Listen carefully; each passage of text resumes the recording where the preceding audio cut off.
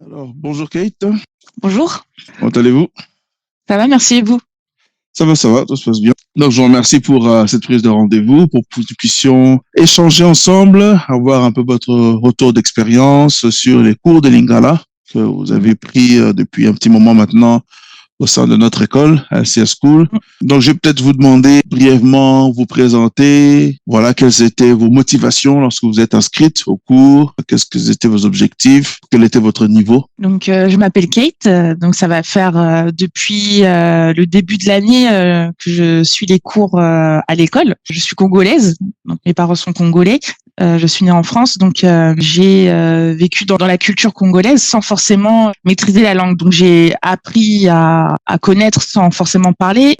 Aujourd'hui, j'ai voulu m'inscrire à l'école parce que justement, je voulais en apprendre un peu plus et parler aussi un peu plus, connaître les origines, explorer un peu plus la langue, être à l'aise en parlant, et c'est surtout connaître la langue des ancêtres, tout simplement. Ok, oui, donc effectivement, c'est une belle démarche, hein, c'est vraiment nous la raison pour laquelle nous avons mis cela en place. Donc, vous êtes inscrite donc depuis janvier 2023 au cours de Lingala, niveau intermédiaire.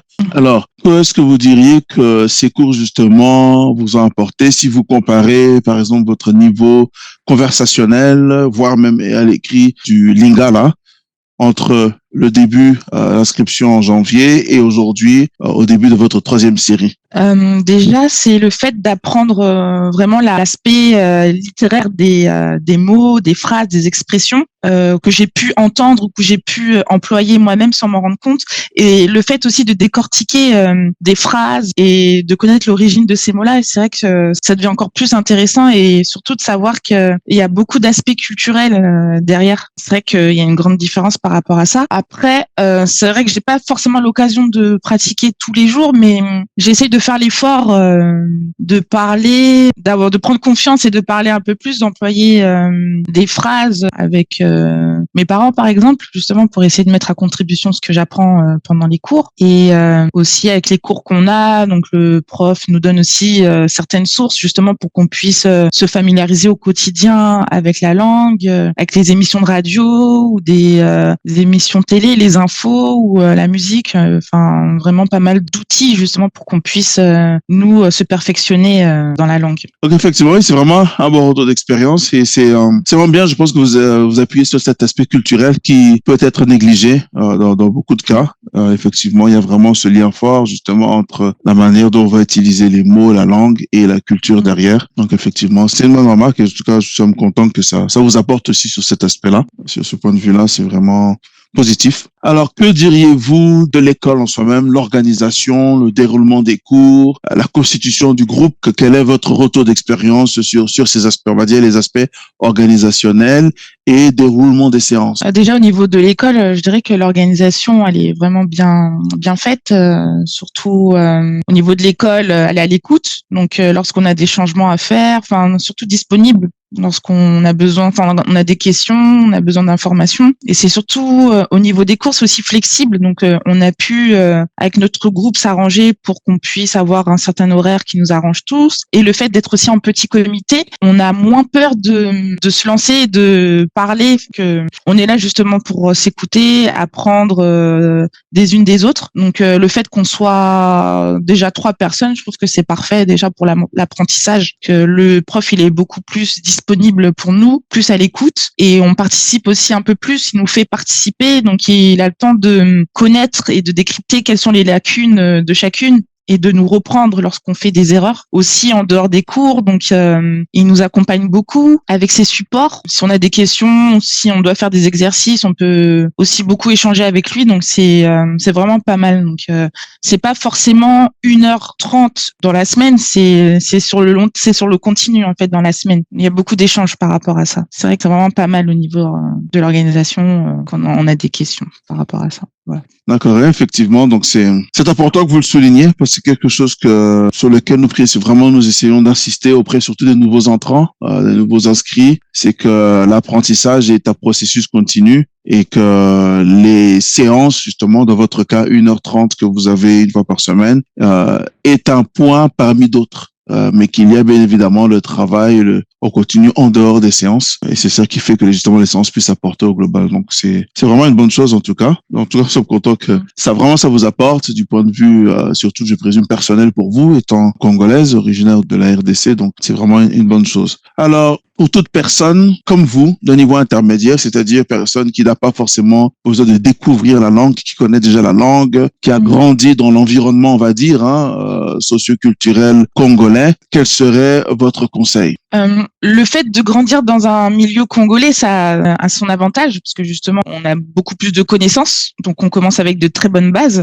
Mais le fait d'être dans un milieu scolaire et le milieu social, c'est complètement différent, parce que nos parents, notre famille n'engagent pas forcément le même vocabulaire qu'on peut apprendre à l'école. Et parfois, on peut aussi employer des expressions qui sont en fait incorrectes. Et le fait de faire ces cours-là, ça nous permet de corriger, mais c'est surtout aussi de connaître en fait l'origine. C'est surtout ça, les origines des mots. Pourquoi ça a été construit de telle ou telle façon, de telle ou telle manière.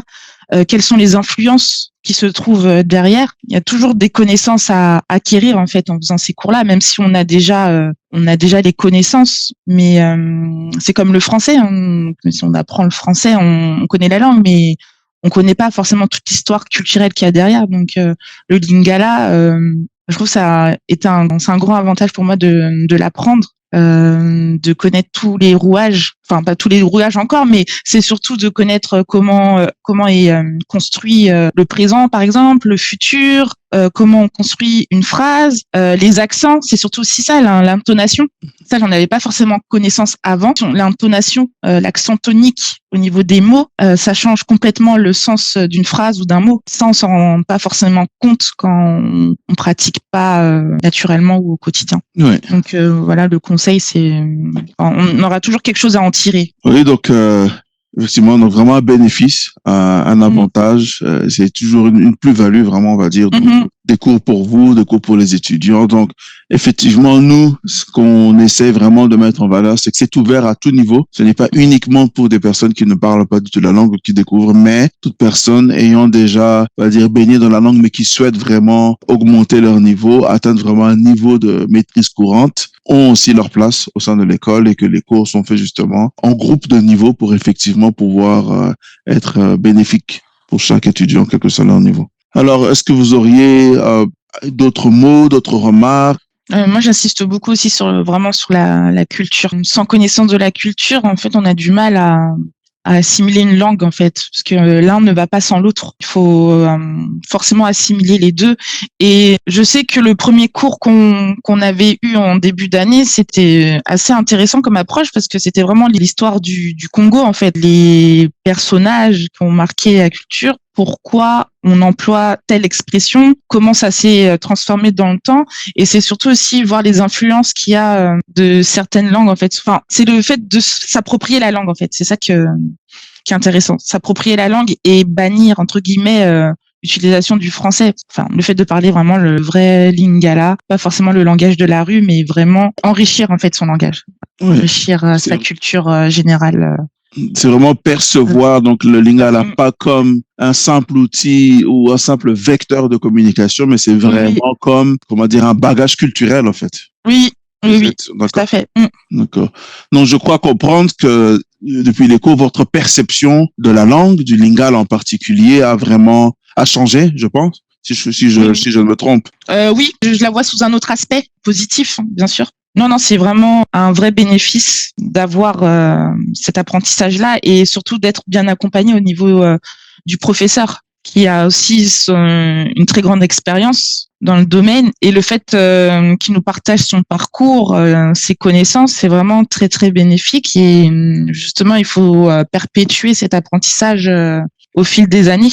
Pareil pour les ouvrages aussi il nous a parlé de certains ouvrages aussi et ce serait bien de justement pouvoir contribuer surtout au langage, vraiment insister sur l'apprentissage de la langue du lingala parce que comme il nous expliquait parfois en cours, c'est que pas forcément de matière où on apprend le lingala et ça c'est dommage en fait. Il nous expliquait que on apprenait le français enfin dans sa jeunesse, on leur interdisait de pratiquer le lingala. C'est vraiment dommage. Donc on insistait sur le fait de parler français, alors que justement ça devrait être une richesse et une fierté de perpétuer en fait cet héritage. Et justement le fait d'avoir l'école qui est là pour ça, c'est déjà un premier pas. Oui, effectivement. En tout cas, c'est vraiment, nous, c'est la démarche sur laquelle nous nous sommes inscrites. C'est l'une des raisons justement pour lesquelles nous travaillons avec le professeur, parce que voilà, c'est le fait de partager, on va dire, cette vision. Oui.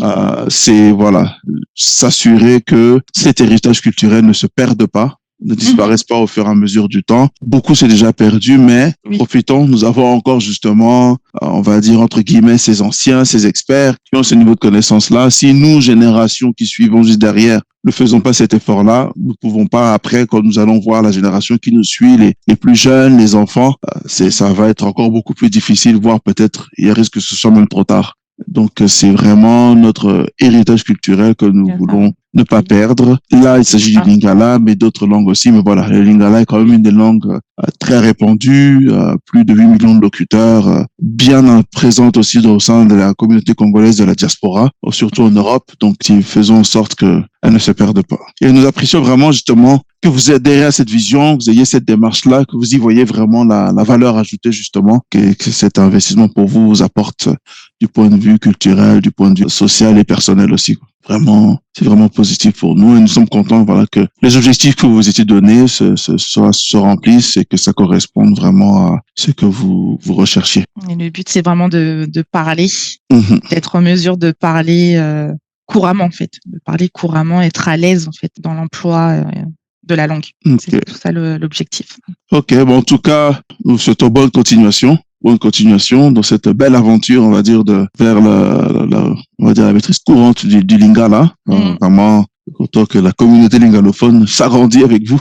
Oui. Donc, c'est vraiment très positif et c'est vraiment une bonne chose. Et pour nous, c'est encourageant justement d'avoir ce retour de votre part. Ça nous permet justement de pouvoir continuer à effectuer le travail derrière d'organisation et de promotion de l'école. Voilà. Après, voilà, c'est un travail de tous les jours et voilà, c'est travail et patience, surtout. Voilà.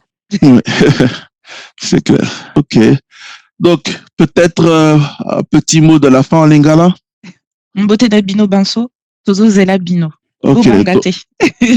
Donc, balandi boyoki, boya, bokota, bozangate, tozo zela bino. Toto disi yo pe kate, neko kate, botonzi ebele, la dengue o.